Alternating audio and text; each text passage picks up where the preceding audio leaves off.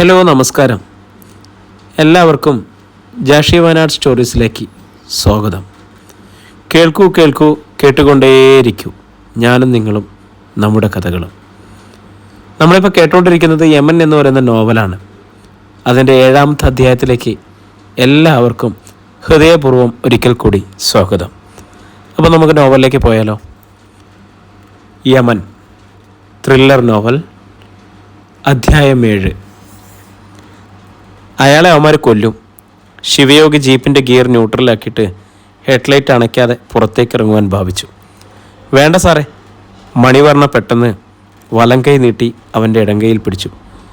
അയാൾ ആരുമാകട്ടടി, നമ്മുടെ മുന്നിൽ വെച്ച് അയാൾ മരിക്കാനിടയാൽ ഒരുപക്ഷെ കോടതി കയറേണ്ടി വരും നമ്മളും. ശിവയോഗി മണിവർണ്ണയുടെ കൈ തട്ടി മാറ്റിയിട്ട് മഴയിലേക്ക് ഇറങ്ങി. ആ സെക്കൻഡിൽ മുന്നിലൊരു ആക്രോശം കിട്ടും. നിന്നോട് പലവട്ടം ഞങ്ങൾ പറഞ്ഞിട്ടുള്ളതല്ലടാ പോലീസ് പട്ടി, ഞങ്ങൾക്കെതിരെ വരരുതെന്ന്. ചോദിക്കുന്നതിനിടയിൽ തന്നെ അയാൾ വടിവാളൊങ്ങി.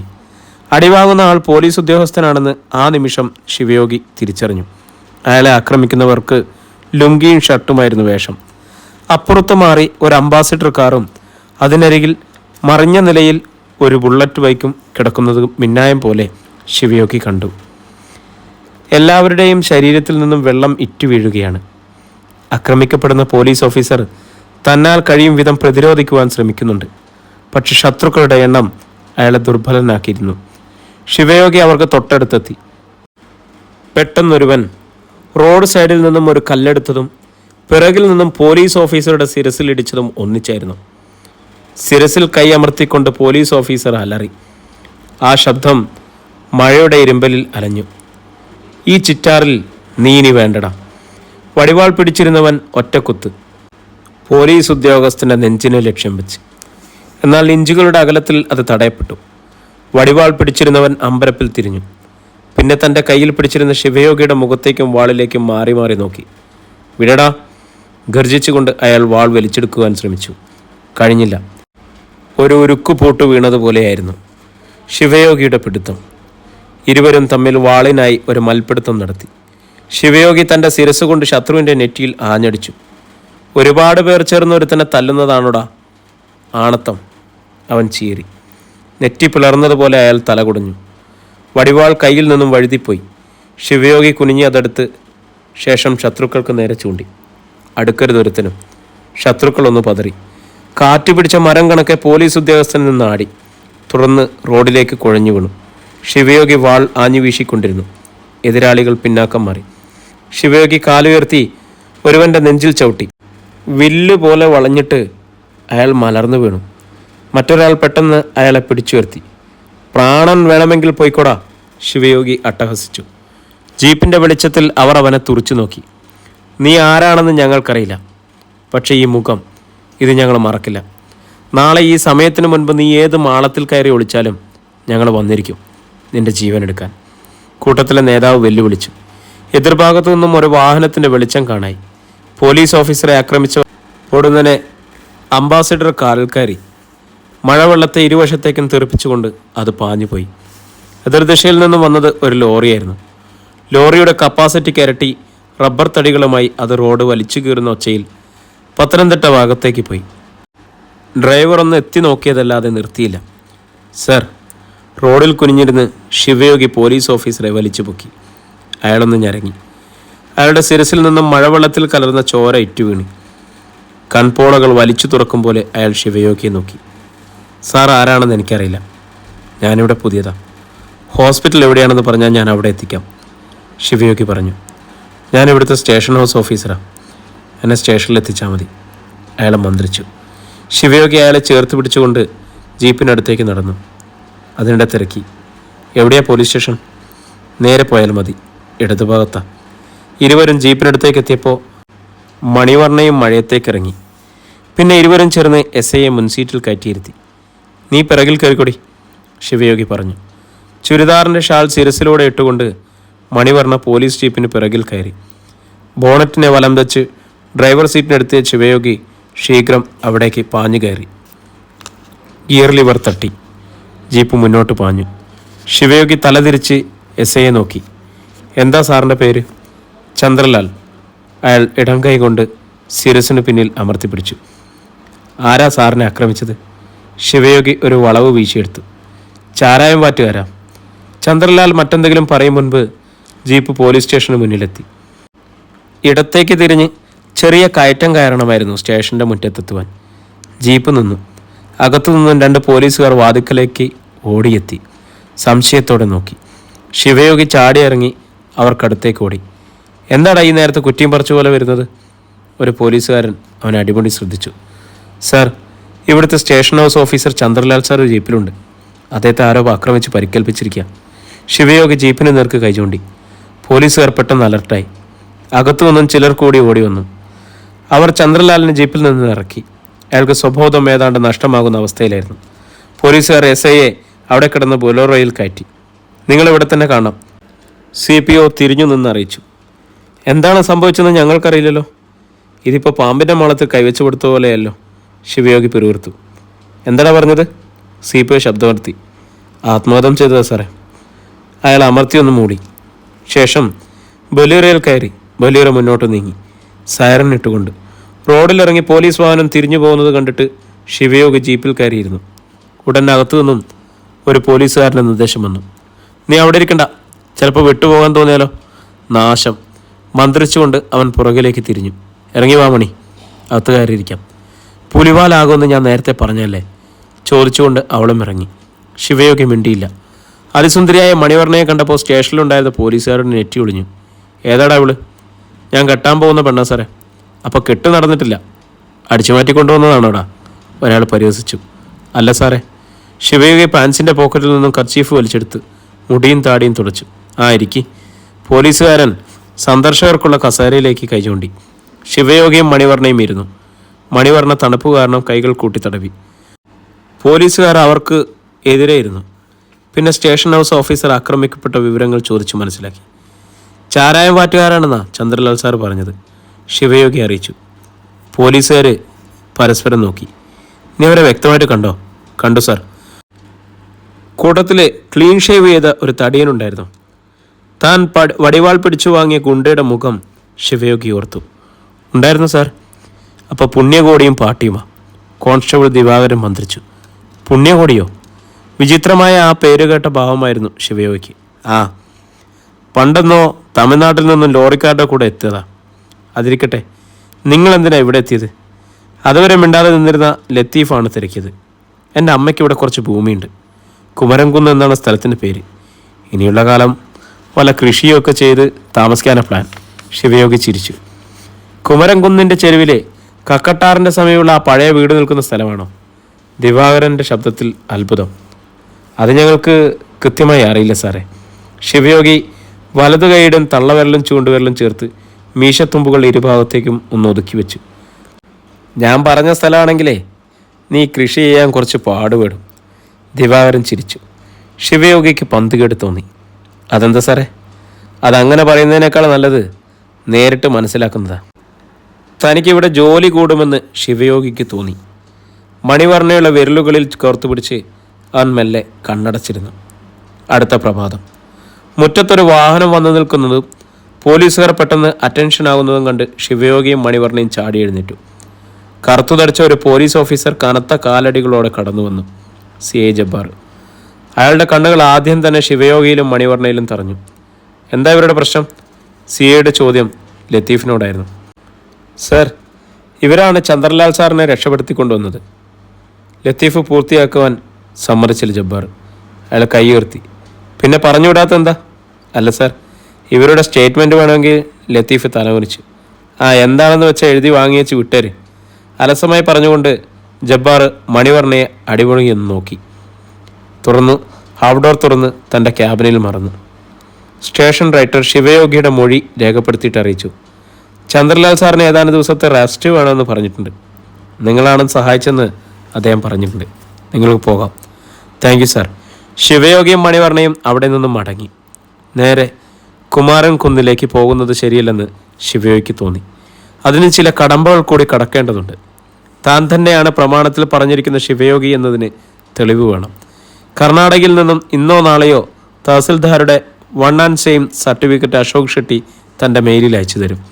വസ്തുവിൻ്റെ കരമടയ്ക്കുന്നത് ഓൺലൈനായി ചെയ്യാവുന്നതേ ഉള്ളൂ. പക്ഷേ ഇവിടുത്തെ വില്ലേജ് ഓഫീസിൽ തനിക്ക് കൃത്യമായി വസ്തു സ്ഥിതി ചെയ്യുന്നത് എവിടെയാണെന്ന് മനസ്സിലാക്കണം. ജീപ്പ് ചിറ്റാർ ടൗണിലെത്തിയിരുന്നു. തൽക്കാലം ഒരു ലോഡ്ജിൽ റൂം എടുക്കുന്നതാണ് ബുദ്ധി. ശിവയോഗി തലചെരിഞ്ഞ് മണിവർണ്ണയൊന്ന് നോക്കി. എനിക്കൊന്ന് ഉറങ്ങിയാൽ മതി. മണിവർണ്ണ ചിരിച്ചു. ചിറ്റാർ സിറ്റി സെൻറ്ററിലെ ബ്രാൻഡ് ഹൈപ്പർ മാർക്കറ്റിനടുത്തുള്ള ഒരു ലോഡ്ജിൽ ഒരു റൂം എടുത്തു. വൈകിട്ട് 4 മണി. റൂമിന് മുന്നിലെ ചെറിയ സിറ്റൗട്ടിൽ നിന്നുകൊണ്ട് തലമുടി വിടർത്തിയിട്ട് ടൗണിൻ്റെ സൗന്ദര്യം ആസ്വദിക്കുകയായിരുന്നു മണിവർണ്ണ. ഹില്ലേരിയ ആണെങ്കിലും ഇടതടവില്ലാതെ പായുന്ന വാഹനങ്ങൾ. റോഡിനപ്പുറത്ത് നീളം കെട്ടിടത്തിൻ്റെ 2ാം നിലയിൽ ബെവറേജസ് ഔട്ട്ലെറ്റ്. അവിടെ നിന്ന് ആരംഭിക്കുന്ന ക്യൂ റോഡിൽ വരെ എത്തിയിരിക്കുന്നു. പെട്ടെന്ന് അവിടെ ഒരു വെളുത്ത അംബാസിഡർ കാർ വന്ന് ബ്രേക്ക് ഇട്ടു. ശിവസാറെ, മണിവർണ്ണ പെട്ടെന്ന് വിളിച്ചു. 80 ദിവസമായി ഫോണിൽ സംസാരിക്കുന്ന ശിവയോഗി അവൻ ഇറങ്ങി വന്നു. എന്താടി നോക്ക്. മണിവർണ്ണ കാറിന് നേർക്ക് കൈചൂണ്ടി. കാറിൽ നിന്നും 2 പേർ പുറത്തിറങ്ങി നിൽക്കുന്നു. അത് അയാളല്ലേ, ഇന്നലെ ചന്ദ്രലാൽ സാറിനെ ആക്രമിച്ചവർ? മണിവർണ്ണയുടെ ശബ്ദത്തിൽ പേടി തിങ്ങി. പുണ്യകോടി. മൊട്ടത്തലയനെ നോക്കി ശിവയോഗി മന്ത്രിച്ചു. കാറിൻ്റെ ബോണറ്റിലേക്ക് കൈമുട്ടുകൾ ഊന്നി നിന്ന് ഫോണിൽ സംസാരിക്കുകയാണ് അയാൾ. 2ാമൻ ക്യൂ നിൽക്കുന്നവനെ തീർത്തും അവഗണിച്ച് അകത്തേക്കുള്ള സ്റ്റെപ്പുകൾ കയറിപ്പോയി. പുണ്യകോടി ഫോൺ സംഭാഷണം അവസാനിപ്പിച്ച് തിരിഞ്ഞു. സാറിങ് കയറിപ്പോരെ. മണിവർണ്ണ ശിവയോഗിയുടെ കൈപിടിച്ച് മുറിയിലേക്ക് വലിച്ചു കൊണ്ടുപോയി. ശേഷം ജനാലയുടെ മറവിലൂടെ നോക്കി നിന്നു. മുകളിലേക്ക് കയറിപ്പോയവർ 3 കുപ്പി മദ്യവും താങ്ങി പിടിച്ചിറങ്ങി വന്നു. തുടർന്ന് പുണ്യകോടിയും അയാളുടെ കാറിൽ കയറി. കാർ കണ്ണിൽ നിന്നും മറഞ്ഞപ്പോഴാണ് മണിവർണ്ണയ്ക്ക് ശ്വാസം നേരെയായത്. ഇവിടെയൊക്കെ തന്നെ ഉള്ളവരാണല്ലോ സാറേ. നമ്മളെ കണ്ട മണിവർണ്ണ പകുതി നിർത്തി. കണ്ടാലെന്താ? ശിവയോഗിക്ക് ചിരി വന്നു. 2 ദിവസം കൂടി അവർക്ക് ലോഡ്ജിൽ കഴിയേണ്ടി വന്നു. അപ്പോഴാണ് കർണാടകയിൽ നിന്നുള്ള 1 ആൻഡ് സെയിം സർട്ടിഫിക്കറ്റ് ശിവയോഗിയുടെ മെയിലിൽ ലഭിച്ചത്. ടൗണിൽ തന്നെ ഉണ്ടായിരുന്ന ഒരു കമ്പ്യൂട്ടർ സെൻറ്ററിൽ പോയി അവനതിൻ്റെ പ്രിൻ്റ് എടുത്തു. അടുത്ത ദിവസം വില്ലേജ് ഓഫീസിൽ പോയി. ഓഫീസർ സ്ഥലത്തില്ലായിരുന്നു. സ്പെഷ്യൽ വില്ലേജ് ഓഫീസറോട് വിവരം പറഞ്ഞു. അയാൾ പ്രമാണവും അനുബന്ധ രേഖകളും പരിശോധിച്ചു. 20 വർഷത്തെ കരം കെട്ടാനുണ്ട്. അതിന് വസ്തു നിങ്ങളുടെ പേരിൽ കൂട്ടിയെടുക്കണം. കുറച്ച് താമസം വരും, അയാൾ ഒഴുക്കൻ മട്ടിൽ പറഞ്ഞു. അയാളെ ഒരു ഒഴിഞ്ഞ ഭാഗത്തേക്ക് കൊണ്ടുപോയി ശിവയോഗി വേണ്ട വിധത്തിൽ കണ്ടതോടെ എത്രയും വേഗം നടപടികൾ പൂർത്തീകരിച്ച് നൽകാമെന്നും വില്ലേജ് ഓഫീസറെയും കാണണമെന്നും നിർദ്ദേശിച്ചു. മാത്രമല്ല അന്ന് തന്നെ സ്ഥലം കാണിച്ചു കൊടുക്കാൻ ശിവയോഗിയോടൊപ്പം ജീപ്പിൽ പോവുകയും ചെയ്തു. അള്ളുങ്കൽ ഡാമിൻ്റെ കരയിലൂടെ വനയാത്രയായിരുന്നു ആദ്യം. ഡാമിൽ കലങ്ങിയ വെള്ളം ചുഴികൾ തീർത്തുകൊണ്ടിരുന്നു. അത് കഴിഞ്ഞപ്പോൾ ചെറിയ കയറ്റമായി. ഭിമ്മരം കോളനിയായിരുന്നു അത്. ഇവിടെ 70ഓളം വീടുകളുണ്ട്. പക്ഷേ ഇതുവരെ പട്ടയം കിട്ടിയിട്ടില്ല, ഓഫീസർ അറിയിച്ചു. ബാലമുരുക ക്ഷേത്രം കഴിഞ്ഞ് റോഡ് അവസാനിക്കാറായ ഭാഗത്ത് അയാൾ പറഞ്ഞിട്ട് ശിവയോഗി ജീപ്പ് നിർത്തി. ഓഫീസറും ശിവയോഗിയും മണിവർണ്ണയും ഇറങ്ങി. അതാ ആ കാണുന്നതാണ് നിങ്ങളുടെ സ്ഥലം. ഓഫീസർ താഴേക്ക് കൈ ചൂണ്ടി. മരങ്ങൾക്കിടയിലൂടെ കക്കട്ടാറ് കാണാമായിരുന്നു. അവിടേക്ക് റോഡിൽ അല്ലേ സാറേ? ശിവയോഗിയുടെ ശബ്ദത്തിൽ നിരാശ നെല്ലിച്ചു. ഒരു ചെറിയ റോഡുണ്ട്, അല്പം ബുദ്ധിമുട്ടൊന്നേ ഉള്ളൂ. ഓഫീസർ നിർത്തി.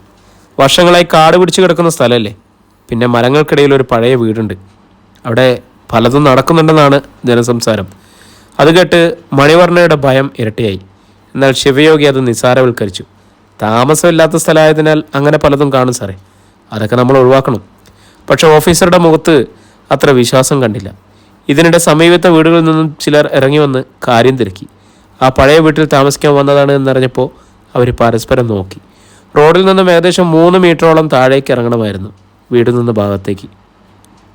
സാറും മണിയും ഇവിടെ നിൽക്ക്, ഏതായാലും വന്നതല്ലേ, ഞാൻ അവിടെ വരെ ഒന്ന് പോയി നോക്കിയിട്ട് വരാം. ഇരുവരോടും പറഞ്ഞിട്ട് ശിവയോഗി താഴേക്ക് ഇറങ്ങുവാൻ തുടങ്ങി. ഇപ്പോഴത് വേണ്ട ശിവ, എനിക്ക് പെട്ടെന്ന് പോകണം. ഓഫീസറെ തിടുക്കം ഭവിച്ചു. ഒരു 10 മിനിറ്റ് മതി സാറേ, ഞാനത് എത്തി. ചെറിയ കുറ്റിക്കാടുകൾ പിടിച്ചുകൊണ്ട് ശിവയോഗി കുന്നിൻ ചെരുവിലൂടെ നീങ്ങി. താഴേക്ക് ചെല്ലുന്തോറും പഴയതെങ്കിലും അല്പം വലിപ്പമുള്ള ഒരു വീട് ഭാഗം കണ്ടു തുടങ്ങി. പുല്ല് കിളിർത്തു നിൽക്കുന്ന മുറ്റത്തിന് നടുവിലൂടെ നടപ്പാതയുണ്ട്. വീടിൻ്റെ മേൽക്കൂരയിൽ ഓടുകളിൽ പല ഭാഗത്തും പൊട്ടിയടർന്നിരിക്കുന്നു. തടിയിൽ തീർത്ത തൂണുകളുള്ള ഒരു നീളൻ വരാന്തയാണുള്ളത്. അവിടെ ആരോ സംസാരിക്കുന്നത് ശിവയോഗി കണ്ടു. ഭിത്തിയെ ബലം വെച്ച് അവൻ പതുങ്ങി നീങ്ങി വരാന്തയിലേക്ക് എത്തി നോക്കി. ഒരു ഞെട്ടൽ. അവിടെ മേശയ്ക്ക് ചുറ്റുമിരുന്ന 4 പേര് മദ്യപിക്കുന്നു. അവരുടെ കൂട്ടത്തിൽ തടിയനായ ഒരു മൊട്ടത്തലയനുണ്ടായിരുന്നു. പുണ്യകൂടി. ശിവയോഗിയുടെ കണ്ണുകൾ ഇടുങ്ങി. അധ്യായം 12. പുണ്യകോടിയുടെ സംസാരം ശിവയോഗി കാതുകൾ കൂർപ്പിച്ച് കേട്ടു. നമ്മളിങ്ങനെ കളറ് ചേർത്ത സ്പിരിറ്റ് കുടിക്കേണ്ട കാര്യമുണ്ടോ? ആ കാലമാടൻ എസ്ഐ അവൻ നമ്മുടെ സാധനങ്ങളെ തല്ലിത്തകർത്തില്ലായിരുന്നെങ്കിൽ. ഗ്ലാസ് ഉയർത്തി ഒരു കവൾ മദ്യം കൂടി അകത്താക്കിയിട്ട് പുണ്യകോടി ഒപ്പം വരുന്നവരെ നോക്കി. അവനിവിടെ വന്നപ്പോൾ നമ്മളില്ലാതിരുന്നത് അവൻ്റെ ഭാഗ്യം. അല്ലെങ്കിൽ വെട്ടി തുണ്ടം തുണ്ടമാക്കി അതുകൂടി ഇട്ട് വാറ്റിയെടുത്തേനെ. മറ്റൊരാൾ പറഞ്ഞു. കോവിഡ് കാലത്ത് വാറ്റി 10 കാശ് ഉണ്ടാക്കി അപ്പോഴാണ് അവൻ്റെ ഒടുക്കത്തെ. മൂന്നാമൻ പറഞ്ഞതും പുണ്യകോടി കൈ ഉയർത്തി. നിർത്ത്. ശേഷം അവർ മനുഷ്യച്ചൂര് തിരിച്ചറിഞ്ഞ കാട്ടാനയെ പോലെ ചുറ്റുപാട് നോക്കി. പെട്ടെന്ന് ശിവയോഗി പിറകിലേക്ക് നീങ്ങി ഭിത്തിയോട് ഒട്ടി നിന്നു. എന്താ കോടിച്ചേട്ടാ? മറ്റുള്ളവർക്ക് സംശയമായി. ആരോ ശ്വാസം വലിച്ചു വിട്ടതുപോലൊരു ശബ്ദം. ശിവയോഗി നടുങ്ങി. കാട്ടുമൃഗങ്ങളെക്കാൾ കേൾവി ശക്തിയോ പുണ്യകോടിക്ക്? എങ്കിൽ സൂക്ഷിക്കണം. കാറ്റ് വീശിയതായിരിക്കും ചേട്ടാ, ഒരാൾ അറിയിച്ചു. അല്ലാതെ ഈ ചെകുത്താൻ കോട്ടയുടെ ഭാഗത്തേക്ക് ആര് വരാനാ? പുണ്യകോടി അമർത്തിമുളി. കാറ്റടിക്കുന്നുണ്ട്, അത് നേരാ. പക്ഷെ എനിക്ക് ചില നേരങ്ങളിൽ ചില തോന്നലുകളുണ്ടാവും. അത് കറക്റ്റായിരിക്കും. അവർ പരിസര വീക്ഷണത്തിന് ഇറങ്ങുമോ എന്ന സംശയം ഉണ്ടായിരുന്നു ശിവയോഗിക്ക്. എന്നാൽ അതുണ്ടായില്ല. വീണ്ടും മധ്യസഭ. എനിക്ക് മനസ്സിലാകാത്ത കാര്യം ഇതാ ചേട്ടാ. ആ എസ്ഐക്ക് എന്തിൻ്റെ ചൊറിച്ചില്ല? ആരും ഇല്ലാത്ത സ്ഥലത്ത് നമ്മൾ വാറ്റുകയോ കുടിക്കുകയോ ചെയ്താൽ അയാൾക്കെന്താ വിഷയം ആവോ? മുന്നിലെ പാത്രത്തിലിരുന്ന ഒരു വലിയ കഷ്ണം വറുത്ത മാംസം എടുത്ത് പുണ്യകോടി കടിച്ചു ചവച്ചു. കാട്ടുമുയലിൻ്റെ ഇറച്ചിയെന്ന് പറഞ്ഞാൽ ഇങ്ങനെ വേണം. അത് ഞാൻ ഉണ്ടാക്കിയതിൻ്റെ ഗുണം കൂടി കേട്ടാ. അത് പറഞ്ഞ് അകത്തു നിന്നും ഒരാൾ കൂടി ഇറങ്ങി വന്നു. ശിവയോഗി എത്തി നോക്കി. അയാളുടെ കയ്യിലിരിക്കുന്ന പ്ലേറ്റിൽ ആവി പൊങ്ങുന്ന ഇറച്ചി ഇനിയുമുണ്ട്. മാംസത്തിൻ്റെ സുഖകരമായ ഒരു ഗന്ധം കൂടി മദ്യത്തിൻ്റെ ഗന്ധത്തോടൊപ്പം അവിടെ പരന്നു. നിന്റെ കോണത്തെക്കുറിച്ചൊന്നും എന്നെക്കൊണ്ട് പറയിപ്പിക്കല്ലേ? പുണ്യകോടി ഒട്ടിച്ചിരിച്ചു. ഇപ്പോൾ അവരുടെ മുന്നിലേക്ക് ചെല്ലണ്ട എന്ന് ശിവയോഗി തീരുമാനിച്ചു. ചെല്ലുമ്പോൾ ഒറ്റയ്ക്ക് ചെല്ലണം. റോഡിൽ മണിവർണ്ണയും സ്പെഷ്യൽ വില്ലേജ് ഓഫീസറും കാത്തു നിൽക്കുകയാണ്. അവർക്ക് അപകടം ഉണ്ടായിക്കൂടാ. അവൻ തിരിഞ്ഞു. കുറച്ചകലെ കുറ്റിക്കാടുകൾക്കപ്പുറം ഒരു വെളുത്ത അംബാസഡർ കാറിൻ്റെ മുഖം കണ്ടു. ആ കാർ അവിടെ എത്തുന്ന വഴിയും അവൻ നോക്കി വെച്ചു. തുടർന്ന് ആരുടെയും ശ്രദ്ധയിൽപ്പെടാതെ കുന്നുകയറി തുടങ്ങി. റോഡിൽ എത്തുമ്പോഴേക്കും ആകെ വേർത്തിരുന്നു. അപ്പോൾ ജീപ്പിനരികിൽ ബിമ്മനം കോളനിയിലെ കുറേ പേർ കൂടിയുണ്ടായിരുന്നു. അപ്പോൾ സാർ അവിടെ താമസിക്കാൻ തന്നെ തീരുമാനിച്ചോ? പണ്ട് അവിടെ താമസിച്ചിരുന്നത് ആരാ സാറേ? സാറ് ഈ സ്ഥലം വിലക്ക് വാങ്ങിയതാണോ? അങ്ങനെ ഒട്ടേറെ ചോദ്യങ്ങളുണ്ടായിരുന്നു അവർക്ക്. സ്പെഷ്യൽ വില്ലേജ് ഓഫീസറും മണിവർണ്ണയും ജീപ്പിൽ കയറി ഇരിക്കുകയായിരുന്നു. ജനങ്ങളുടെ ചോദ്യങ്ങൾക്ക് ഉത്തരം നൽകുവാനുള്ള മടി കൊണ്ട് ശിവയോഗി താടിയിൽ തടവി എല്ലാവരെയും നോക്കി ഒന്ന് ചിരിച്ചു. എന്തായാലും ഞാൻ കുറേ കാലം ഇവിടെ ഉണ്ടാവും. അപ്പോൾ എല്ലാ കാര്യങ്ങളും വിശദമായി പറഞ്ഞുതരാം. പിന്നെ നിങ്ങളിൽ നിന്നും എനിക്ക് കുറച്ച് അറിയാനുണ്ട്, പലതും. എല്ലാവരും സഹായിക്കണം. അവൻ ജീപ്പിൽ കയറി. പിറകോട്ടെടുത്ത ശേഷം അത് തിരിച്ച ശേഷം ജനത്തെ നോക്കി കൈയുയർത്തി വീശിയിട്ട് മുന്നോട്ടെടുത്തു. ശിവ, ഇന്ന് ആ വീട്ടിലേക്ക് പോകരുതായിരുന്നു. കാരണം ഇനി ഇവിടുത്തുകാരുടെ ചർച്ച നിങ്ങളെക്കുറിച്ചായിരിക്കും. അവർ നിങ്ങളെ എങ്ങനെ സ്വീകരിക്കുമെന്ന് വല്ല വിചാരമുണ്ടോ? ഓഫീസറുടെ ചോദ്യത്തിൽ അനിഷ്ടമുണ്ടായിരുന്നു. സാറേ, ശിവയോഗി ഡ്രൈവിങ്ങിൽ ശ്രദ്ധിച്ചുകൊണ്ട് വിളിച്ചു. കേരളത്തെ സംബന്ധിച്ച് പൊതുവായൊരു രീതിയുണ്ട്. ഒരു നാട്ടിൽ പുതുതായി ഒരാൾ വന്ന എല്ലാ കണ്ണുകളിലും അയാളിലായിരിക്കും. അയാൾ ആരെന്നറിയാനുള്ള ആകാംക്ഷയായിരിക്കും. ഓരോരുത്തർക്കും അയാളെക്കുറിച്ച് പല കഥകളും ഉണ്ടാക്കുകയും ചെയ്യും. പിന്നെ മുന്നിൽ നിന്ന് നയിക്കാൻ പ്രാപ്തിയുള്ളവനാണെന്ന് അവർക്ക് തോന്നിക്കഴിഞ്ഞാൽ അവർ പിന്തുണയ്ക്കും. കാരണം അവൻ അടിയേറ്റ് കഴിഞ്ഞിട്ടേ തങ്ങൾക്ക് വിഷയമുള്ളൂ എന്നൊരു വിചാരവും കാണും. ഇറക്കമിറങ്ങുന്നതിനിടയിൽ കൂറ്റം മരങ്ങളിലേക്ക് ശിവയോഗി കണ്ണുകൾ പായിച്ചു. സ്പെഷ്യൽ വില്ലേജ് ഓഫീസർക്ക് ശിവയോഗി ഒരു അത്ഭുതമായി മാറി. അവൻ തുറന്നു. സാറേ, ഓരോ പ്രദേശത്തെയും ജനങ്ങളുടെ മനസ്സിൽ തങ്ങൾക്കറിയുവാനും നേടിയെടുക്കുവാനും കഴിയാത്ത ഒരുപാട് കാര്യങ്ങളുണ്ടാവും. ഇവിടുത്തെ വിഷയം അതുതന്നെയാണ്. താഴ്വരയിലെ പഴയ വീട്ടിൽ എന്തൊക്കെയോ നടക്കുന്നുവെന്ന് അവർക്കറിയണമെന്നുണ്ട്. എന്നാൽ അവസരമില്ല. അല്ലെങ്കിൽ അത് നിഷേധിക്കപ്പെട്ടിരിക്കുകയാണ്. അവിടേക്ക് ഒരാൾ പോയാൽ മറ്റുള്ളവർ പതുക്കെ പതുക്കെ പിന്നാലെ എത്തും. എനിക്ക് ഉറപ്പാണ്. ഓഫീസറെ പെട്ടെന്ന് വിഷയം മാറ്റി. ശിവ അവിടെ പോയിട്ട് എന്ത് കണ്ടു? കാണേണ്ടതും അതിനപ്പുറവും. ബാക്കി പറയാതെ അവൻ ചെളിവെള്ളം തങ്ങിക്കിടക്കുന്ന റോഡിലൂടെ ജീപ്പ് വായിച്ചുപോയി. പക്ഷെ മണിവർണ്ണ മാത്രം ഒന്നും ചോദിച്ചില്ല. ശിവയോഗിയുടെ മുഖത്തു നിന്നും അവൾക്ക് പലതും ഊഹിക്കുവാൻ കഴിയുമായിരുന്നു. കർണാടക പുത്തൂർ മെഡിക്കൽ കോളേജിൽ DYSP കലിംഗറാവുവിൻ്റെ അരികിൽ നിന്നുണ്ടായിരുന്ന ഇമ്പദോസും രാജറോലാനിയും അശോക് ഷെട്ടിയും. കലിംഗറാവുവിൻ്റെ പത്നി അരളിയുടെ കണ്ണുനീർ ഇനിയും തോർന്നിട്ടില്ല. കൺമുന്നിൽ ഇപ്പോഴും തെളിഞ്ഞു നിൽക്കുകയായിരുന്നു അവർക്ക് ചീറ്റിത്തെറിക്കുന്ന ചോരയും മാംസത്തുണ്ടുകളും. കലിംഗറാവുവിൻ്റെ കൈ പിന്നെയും തുന്നിച്ചേർത്തിരിക്കുകയാണ്. അയാളെ ഷെട്ടി ഹോസ്പിറ്റലിലേക്ക് മാറ്റാമെന്ന് വിദഗ്ധ ചികിത്സ നൽകാമെന്നും അശോക് ഷെട്ടിയുടെ അഭ്യർത്ഥന കലിംഗറാവു സ്നേഹപൂർവ്വം നിരസിക്കുകയാണ് ചെയ്തത്. ജനങ്ങൾക്ക് വേണ്ടിയല്ല സർക്കാർ മെഡിക്കൽ കോളേജുകൾ ഉണ്ടാക്കിയിരിക്കുന്നത്. അതിൽ നമ്മൾ വിശ്വാസം അർപ്പിക്കുക തന്നെ വേണം അശോക്. അതായിരുന്നു കലിംഗറാവുവിൻ്റെ മറുപടി. സുഹൃത്തുക്കൾ 3 പേരും കലിംഗറാവുവിനോട് കാര്യങ്ങൾ ചോദിച്ചു മനസ്സിലാക്കി. കലിംഗറാവു ദീർഘമായി ഒന്ന് നിശ്വസിച്ചു. ജീപ്പിൽ ഞാനൊരു ഫയൽ മറന്നു വെച്ചിരുന്നു. അത്യാവശ്യം വേണ്ടതാകുമെന്ന് കരുതി പോലീസ് ഡ്രൈവർ അതുമായി മടങ്ങി വന്നതാ രക്ഷയത്. അല്ലെങ്കിൽ ഞാനും അരളിയും ആരെങ്കിലും ഫോണിൽ വിളിക്കാൻ പോലും കഴിയാതെ കലിംഗറാവു ഒന്ന് നിർത്തി. പിറ്റേന്ന് പകൽ ഓഫീസിൽ പോകുന്നില്ലെന്ന് ഞാൻ തീരുമാനിച്ചിരുന്നു. പകൽ സ്വയം ചെയ്തു തീർക്കേണ്ട ചില ജോലികളുണ്ടായിരുന്നു. രാത്രി 8 മണിക്ക് വന്നാൽ മതിയെന്ന് ഡ്രൈവറോട് പറഞ്ഞിരുന്നു. ധനരാജിനെ കൃത്യമായി സ്കെച്ച് ചെയ്ത് രാത്രി 10 മണിക്കുള്ളിൽ കസ്റ്റഡിയിലെടുക്കാനായിരുന്നു തീരുമാനം. കലിംഗറാവു ട്രിപ്പ് ബോട്ടിൽ നിന്നും പ്ലാസ്റ്റിക് ട്യൂബിലേക്ക് വീഴുന്ന തുള്ളികളെ നോക്കി ഒരു നിമിഷം കിടന്നു. അങ്ങനെ സംഭവിച്ചിരുന്നെങ്കിൽ കരിക്കളം തറവാട്ടിലെ എല്ലാ കേസുകളും ഇപ്പോൾ തെളിഞ്ഞാനെ. ആ, ശിവ വിളിച്ചിരുന്നോ? എന്നും വിളിക്കും. പറഞ്ഞത് ഇമ്പദോസാണ്. എൻ്റെ ഫോണിലേക്കും 2-3 വട്ടം കോൾ വന്നു. അരളിയോട് ഞാൻ പറഞ്ഞു എടുക്കണ്ടെന്ന്. എടുത്താൽ ഞങ്ങൾ അവനോട് സത്യം പറയേണ്ടി വരും. പിന്നെ അവനൊരു നിമിഷം കേരളത്തിൽ നിൽക്കില്ല. പാവം, അവിടെയെങ്കിലും സ്വസ്ഥമായി കഴിയട്ടെ. കലിംഗറാവു പറഞ്ഞു നിർത്തിയതും ഫോൺ ശബ്ദിച്ചു. ആരാ? വലങ്കൈ അനങ്ങാതെ കലിംഗറാവു തലതിരിച്ച് ഭാര്യയെ നോക്കി. ശിവയാ. അരളി ഫോൺ എടുത്ത് നോക്കി. ഇനിയും എടുക്കാതിരുന്നാൽ അവന് സംശയമാവും.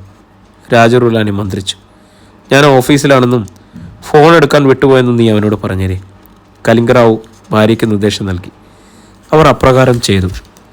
എന്നാലും ഈ താപസൻ, അയാൾ ആരാ? അശോക് ഷെട്ടി നഖം കടിച്ചു ചിന്തിച്ചു. അയാൾക്ക് കരിങ്കളം തറവാടുമായി ശത്രുതയ്ക്കുള്ള കാരണം എന്താ? ഇടംകൈ കൊണ്ട് ഒരു പില്ലോ കൂടി ഉയർത്തി കലിംഗറാവു തൻ്റെ ശിരസിനടിയിൽ വെച്ചു. ഞാൻ അന്വേഷിച്ചു. പോലീസ് റെക്കോർഡുകളിൽ ഒന്നിലും അങ്ങനെ ഒരു പേരില്ല. ജില്ലയിലെ വോട്ടേഴ്സ് ലിസ്റ്റ് മുഴുവൻ പരിശോധിച്ചു. ഒന്നിനുമില്ല താപസൻ. കലിംഗറാവുവിൻ്റെ പല്ലുകൾ ചേർന്ന് ഞെരിഞ്ഞു. വലങ്കൈ പോയാൽ എന്നെ പിന്നെ ഒന്നിനും കൊള്ളില്ലെന്ന് കരുതിയ വിഡ്ഢിയാണവൻ. പോലീസ് ഡിപ്പാർട്ട്മെൻറ്റിൽ നിന്നേ ഞാൻ പുറത്താകും, അല്ലാതെ ജീവിതത്തിൽ നിന്നല്ലല്ലോ. അവനെപ്പോലെ ഒരുത്തനെ നേരിടാൻ എനിക്ക് ഇടംകൈയും 2 കാലുകളും തന്നെ ധാരാളം. കലിംഗറാവു തൻ്റെ ഇടംകൈ ഉയർത്തി വിരലുകൾ മടക്കി. കാരിരുമ്പിൻ്റെ കരുത്തുള്ള കയ്യിൽ ഇലക്ട്രിക്കൽ വയറുകൾ പോലെ ഞരമ്പുകൾ വലിഞ്ഞു നിന്നു. കരിക്കളം തറവാട്.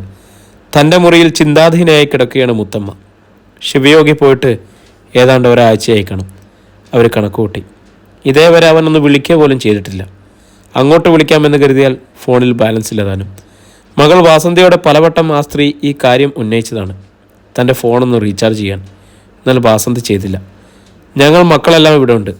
തോട്ടത്തിലെ കാര്യമാണെങ്കിൽ അപ്പം ഉണ്ടായിരുന്നതിനേക്കാൾ ഭംഗിയായി ധനരാജ് ശ്രദ്ധിക്കുന്നുണ്ട്. പിന്നെ ആരെ വിളിക്കാൻ വേണ്ടിയാണ് അമ്മ ഫോൺ റീചാർജ് ചെയ്യുന്നത്? അതായിരുന്നു അവളുടെ ചോദ്യം. മുത്തമ്മയ്ക്ക് അതിനുത്തരം ഉണ്ടായിരുന്നില്ല താനും. അറിയാതെ അവരുടെ കണ്ണുകൾ നിറഞ്ഞു തൂവി. അമ്മ. പതിഞ്ഞ വിളിയോടെ ഒരു ജോലിക്കാരി വാതിക്കൽ തലനീട്ടി. അപ്പാജിയുടെ മരണത്തോടെ ഏതാനും പണിക്കാരി പെണ്ണുങ്ങൾ തറവാട്ടിനുള്ളിലേക്ക് ബസവരാജ് അനുവാദം നൽകിയിരുന്നു. അവരിൽ ഒരു സ്ത്രീയായിരുന്നു അത്. കണ്ണു തുടച്ചുകൊണ്ട് മുത്തമ്മ എഴുന്നേറ്റിരുന്നു. എന്താടി? അമ്മ അടുക്കളയിലേക്കൊന്ന് വന്ന് നോക്കിക്കേ. ഇറച്ചിയും മീനുമൊക്കെ ഇപ്പോൾ അവിടെ, അവൾ പറഞ്ഞു. മുത്തമ്മ നടുങ്ങി. തൻ്റെ ഓർമ്മയിൽ ഒരിക്കൽ പോലും കരിക്കളം തറവാട്ടിലെ മത്സ്യമാംസാദികൾ കയറ്റിയിട്ടില്ല. അപ്പാജി അതിനെ അനുവദിച്ചിരുന്നുമില്ല. മുത്തമ്മയിൽ ഒരു അടിമുടി ഒരു വിറയിൽ പാഞ്ഞു കയറി. കൊടുങ്കാറ്റായി അവർ കിച്ചണിലേക്ക് പാഞ്ഞു. അവിടെ 5 പണിക്കാരി പെണ്ണുങ്ങൾക്കൊപ്പം വസന്തിയും ഉണ്ടായിരുന്നു. ഒരു വലിയ വിരുന്നൊരുക്കുന്നതിനുള്ള പോലുള്ള ദൃശ്യങ്ങൾ, വിവിധ തരം മത്സ്യങ്ങളും മാംസത്തുണ്ടുകളും. വളരെ സന്തോഷത്തോടെ പണിക്കാരികൾക്ക് നിർദ്ദേശം നൽകുകയായിരുന്നു വസന്തി. എടി വസന്തി! മുത്തമ്മയുടെ ഗർജനം കേട്ട് വസന്തി ഞെട്ടിത്തിരിഞ്ഞു. അമ്മ, എന്താടി ഇതൊക്കെ? അവർ കൈ ചൂണ്ടി. ഇതാണോ കാര്യം? വസന്തി ചുണ്ടുകൊട്ടി. കണ്ടുകൂടെ അമ്മയ്ക്ക്? കണ്ടു. അതുതന്നെയാണ് ചോദിച്ചത്. മുത്തമ്മയുടെ ശബ്ദം വീണ്ടുമായിരുന്നു. ഇതൊരു ബ്രാഹ്മണ തറവാടാണ്. ഇതൊന്നും ഇവിടെ പറ്റത്തില്ല. ഓഹോ. വസന്തി അമ്മയ്ക്ക് നേരെ മെല്ലെ നടന്നു വന്നു. അവരുടെ തോളിൽ കൈവച്ചു. അമ്മ, പൂണൂലിൻ്റെ മഹാത്മ്യം ഇവിടെ ഇനി പറഞ്ഞിട്ട് കാര്യമില്ല. വിദേശത്ത് താമസിക്കുന്ന ഞങ്ങൾ വെജിറ്റേറിയൻ ആണെന്നാണോ അമ്മ കരുതുന്നത്? ഒരിക്കലല്ല. ആ നാട്ടിലെ ഭക്ഷണം എന്തു തന്നെ ആയാലും അത് കഴിക്കും. എൻ്റെ മകൻ്റെ ഉപനയനം ഞാൻ നടത്തിയോ? ഇല്ലല്ലോ. പിന്നെ ഈ തറവാടിൻ്റെ പൂമുഖത്ത് വെച്ച് ശിവ പൂണൂല് വലിച്ചു പൊട്ടിച്ചിട്ട് അമ്മ എന്ത് ചെയ്തു? മാത്രമല്ല, പുറത്തു പോകുമ്പോൾ അവൻ മദ്യപിക്കുകയും നോൺ വെജ് ഉപയോഗിക്കുകയും ചെയ്തിരുന്നില്ലേ? ഒന്നിനും ഉത്തരവില്ലായിരുന്നു മുത്തമ്മയ്ക്ക്. അത് വസന്തിക്ക് ആവേശമായി. അവൾ തുടർന്നു, അമ്മ കഴിക്കുന്നില്ലെങ്കിൽ വേണ്ട, ഇനിയെങ്കിലും മറ്റുള്ളവരുടെ കാര്യത്തിൽ ഇടപെടരുത്. അതൊരാജ്ഞയായിരുന്നു. അത് മുത്തമ്മ തിരിച്ചറിഞ്ഞു. ഒന്നും മിണ്ടാതെ തലകുനിച്ച് അവർ തൻ്റെ മുറിയിലേക്ക് മടങ്ങി. ഈ സമയത്ത് ശിവ ഇവിടെ ഉണ്ടായിരുന്നെങ്കിൽ അത് മാത്രമേ അവർ ആഗ്രഹിച്ചിരുന്നു. അന്ന് പിന്നീട് മുത്തമ്മ മുറിയിൽ നിന്ന് ഇറങ്ങുകയോ ഉച്ചഭക്ഷണം കഴിക്കുകയോ ചെയ്തില്ല. സന്ധ്യ. കരിക്കളം തറവാട്ട് മുറ്റത്തേക്ക് പോലീസിൻ്റെ ഒരു XUV കാർ ഇരമ്പി വന്ന് ബ്രേക്കിട്ടു. ഡ്രൈവർ സീറ്റിൽ SI ലങ്കേഷ് ആയിരുന്നു. അയാൾ പെട്ടെന്നിറങ്ങി പിറകിലെ ഡോറ് ഭവ്യതയോടെ തുറന്നു പിടിച്ചു. ബ്രൗൺ ഷൂസും കാക്കി പാൻസും വെളുത്ത ഷർട്ടും ധരിച്ച ഒരു മധ്യവയസ്കൻ ഇറങ്ങി. മുട്ടത്തലയും കട്ടിമീശയും. പുത്തൂർ SP അമാവസൈ. ബസവരാജും കണ്ണാഭിരാമനും ധനരാജും മുറ്റത്തേക്ക് ഇറങ്ങിച്ചെന്ന് അയാളെ സ്വീകരിച്ചു. സാർ നമസ്കാരം. ചിരിച്ചുകൊണ്ട് അമാവാസൈ മൂവരുടെയും കൈകൾ പിടിച്ചു കുലുക്കി. അമാവാസൈ പുത്തൂരിൽ ചാർജ് എടുത്തിട്ട് 2 ദിവസങ്ങളായതേ ഉള്ളൂ. SP മറ്റുള്ളവർ തറവാട്ടിനുള്ളിലേക്ക് ആനയിച്ചു. ലങ്കേഷും പിറകെ വന്നു. ബസവരാജിൻ്റെ മുറിയിലേക്കാണ് അവർ പോയത്. എല്ലാവരും അകത്ത് കയറിയ ഉടൻ ധനരാജ് വാതിലടച്ച് ലോക്കിട്ടു. പിന്നെ പരസ്പരം കാണത്തക്ക വിധത്തിൽ എല്ലാവരും ഇരുന്നു. അല്പനേരത്തെ കുശലാന്വേഷണങ്ങൾ. പിന്നെ പെട്ടെന്ന് അമാവാസ കാര്യത്തിൽ നിന്നു. ധനരാജ് എന്നോടെല്ലാം പറഞ്ഞു. നിങ്ങൾ വിദേശത്തേക്ക് മടങ്ങുവാൻ കുറച്ച് സമയം കാത്തിരിക്കേണ്ടി വരും എന്ന് കലിംഗറാവ് പറഞ്ഞത് ശരിയാണ്. ഇപ്പോൾ ഈ തറവാട്ടിലെ കേസുകളിൽ പിന്നെ കലിംഗറാവിൻ്റെ കൈവെട്ടിയ കേസും അടക്കം ഞാൻ അന്വേഷിക്കാൻ തീരുമാനിച്ചിരിക്കുകയാണ്. ബസവരാജും കണ്ണാഭിരാമനും പരസ്പരം നോക്കി. അമാവാസ അത് കണ്ടു. അന്തരം അറിയിച്ചു, കേസ് അതിൻ്റെ വഴിക്ക് നീങ്ങിക്കോളും. നിങ്ങളെ വിദേശത്തേക്ക് അയക്കുവാൻ ഞാൻ തീരുമാനിച്ചു. പക്ഷേ അയാളൊന്ന് നിർത്തി. ബാക്കി പറഞ്ഞത് ധനരാജാണ്. ആളൊന്നിന് 1 വീതമാണ് സാർ ആവശ്യപ്പെട്ടിരിക്കുന്നത്. 3 പേർക്ക് 3 കോടി. കണ്ണാഭിരാമനും ബസവരാജും കണ്ണു തള്ളി. 3 കോടിയോ? യാ, ബുദ്ധിമുട്ടാണെങ്കിൽ വേണ്ട, കേസ് കഴിയുമ്പോൾ നിങ്ങൾക്ക് പോകാം. അമാവാസയിൽ യാതൊരു ഭാവഭേദമില്ല. പെട്ടെന്ന് ധനരാജ് ഇടപെട്ടു. ഇവിടെ ഉണ്ടായിരുന്ന പണം മുഴുവൻ കൊള്ളയടിക്കപ്പെട്ടല്ലോ സാർ. അപ്പാജിയാണെങ്കിൽ ബാങ്കിൽ അങ്ങനെ പണം സൂക്ഷിക്കാറുമില്ലായിരുന്നു. എങ്കിലും ഞങ്ങൾ സാറ് പറഞ്ഞ പ്രകാരം ചെയ്യാം. അവൻ കണ്ണാഭിരാമനെയും ബസവരാജനെയും നോക്കി കണ്ണിറുക്കി. അതോടെ അവരും സമ്മതിച്ചു. ഓക്കെ. അമാവാസയെ മൊട്ടത്തലയിൽ ഒന്ന് തടവി. എനിക്ക് പണമായി നിങ്ങൾ തരണ്ട. ഈ കർണാടകയിൽ പണം നിക്ഷേപിക്കുവാൻ എനിക്ക് താല്പര്യമില്ല. പിന്നെ മൂവരും ഒന്നിച്ചു തിരക്കി. തമിഴ്നാട്ടിൽ കമ്പത്ത് 3 കോടിക്ക് മുന്തിരിത്തോപ്പ്. ഞാൻ പറയുന്ന ആളിൻ്റെ പേരിൽ രജിസ്റ്റർ ചെയ്തിരിക്കണം. അതിനുശേഷമാവും നിങ്ങളുടെ മടങ്ങിപ്പോക്ക്. ധനരാജ് അത് സമ്മതിച്ചു. തനിക്കൊന്നുമില്ലേ എന്ന ഭാവത്തിൽ മുഖം കുറിച്ചിരുന്ന SI ലങ്കേഷിനെ അമാവാസ ശ്രദ്ധിച്ചു. ഡേയ്, ഒരു 50 ലക്ഷം നീ ഇവരെ തനിക്ക് തരും, എൻ്റെ കൂടെ. ഞാൻ പറയുന്നത് കേട്ട് നിൽക്കുന്നവരെ ഒരിക്കലും കൈവിടുന്നതല്ല ഈ അമാവാസ. ലങ്കേഷിനും സന്തോഷമായി. സർ, എന്നാൽ മറ്റുള്ളവരുടെ മനം ഇരുണ്ടെങ്കിലും അതാരും പുറത്ത് പ്രകടിപ്പിച്ചില്ല. കാര്യങ്ങൾക്ക് തീരുമാനമായതോടെ ധനരാജ് അമാവാസനെയും ലങ്കേഷിനെയും തീൻമുറിയിലേക്ക് ക്ഷണിച്ചു. പുറകെ ബസവരാജും കണ്ണാഭിരാമനും പോയി. തീൻമുറിയിൽ മേശയിൽ നിരത്തിയ വിഭവങ്ങൾക്കരികിൽ വസന്തി നിന്നിരുന്നു. SP നോക്കി അവൾ ഭംഗിയായി ഒന്ന് ചിരിച്ചു. അയാളും അവളുടെ ഉടലഴകിൽ അടിമുടി ഒന്ന് കണ്ണുകൾ പായിച്ചുകൊണ്ട് കസേരയിൽ അമർന്നു. ചിറ്റാറും. നേരം പുലർന്നു. കുമാരൻ കുന്നിൻ്റെ താഴ്വാരത്ത് നിറഞ്ഞു കിടന്നിരുന്ന മഞ്ഞ് മെല്ലെ അപ്രത്യക്ഷമായി തുടങ്ങി. കുന്നിന് മീതെ സൂര്യൻ്റെ കിരണങ്ങൾ ചിതറി വീണു. പക്ഷെ താഴ്വാരയിലെ വൃക്ഷത്തലപ്പുകൾക്കിടയിലെ കോടമഞ്ഞ് കട്ടി കുറഞ്ഞ സോപ്പ് പത പറ്റിപ്പിടിച്ചിരിക്കുന്നത് പോലെ കാണപ്പെട്ടു. ശിവയോഗി ലഭിച്ച ആ പഴയ തറവാടിൻ്റെ വാതിൽ തുറക്കപ്പെട്ടു. പുണ്യകോടിയുടെ സംഘത്തിൽപ്പെട്ട ഒരാൾ വരാന്തയിലേക്ക് ഇറങ്ങി. അടുത്ത നിമിഷം അയാൾ നടുങ്ങി, പിന്നോട്ട് മാറി. വരാന്തയിൽ എതിർദിശയിലേക്ക് തിരിഞ്ഞ് ഒരാൾ നിശ്ചലം കിടക്കുന്നു. കോടിച്ചേട്ടാ, ശവം! അലറിക്കൊണ്ട് അയാൾ പിന്തിരിഞ്ഞോടി. പ്രിയമുള്ളവരെ, നമ്മുടെ നോവൽ ഇവിടെ തുടരുകയാണ് കേട്ടോ. അയാളെ ഞെട്ടിക്കാൻ മാത്രം ആരുടെ ശവമായിരിക്കില്ല അവിടെ കിടന്നിട്ടുണ്ടാവുക. ഒരുപാട് ആകാംക്ഷയോട് കൂടിയിട്ടാണ് ഇന്നത്തെ അധ്യായം ഇവിടെ നമ്മൾ നിർത്തുന്നത്. അപ്പം നാളെ ഇതിന് തുടർച്ചയായിട്ട് നമ്മൾ വരും. നിങ്ങളെല്ലാവരും കേൾക്കും. അഭിപ്രായങ്ങളൊക്കെ കമൻറ്റുകളായിട്ട് രേഖപ്പെടുത്തുക. ആളുകളൊക്കെ വരുന്നേ അല്ലേ? അപ്പം ഒത്തിരി സന്തോഷത്തോടെ ഒത്തിരി സ്നേഹത്തോടെ ഒരു കാര്യം കൂടി ഓർമ്മിപ്പിച്ചോളട്ടെ, ഈ വീക്കിലെ ചലഞ്ച് നമ്മളിങ്ങനെ കൊണ്ടുപോവാണ്. കമൻറ്റുകളൊക്കെ എല്ലാവരും രേഖപ്പെടുത്തുക. അതിൻ്റെ അകത്തുനിന്ന് ഒരു ഭാഗ്യവതി അല്ലെങ്കിൽ ഒരു ഭാഗ്യവാനെ നമ്മൾ തിരഞ്ഞെടുക്കും. അവർക്ക് നമ്മൾ അയക്കുന്ന ഒരു സ്പെഷ്യൽ ഗിഫ്റ്റ്. അപ്പോൾ ഒത്തിരി സന്തോഷത്തോടെ ഒത്തിരി സ്നേഹത്തോടെ വീണ്ടും കാണാമെന്നുള്ള പ്രതീക്ഷയിൽ എല്ലാവർക്കും ശുഭദിനം.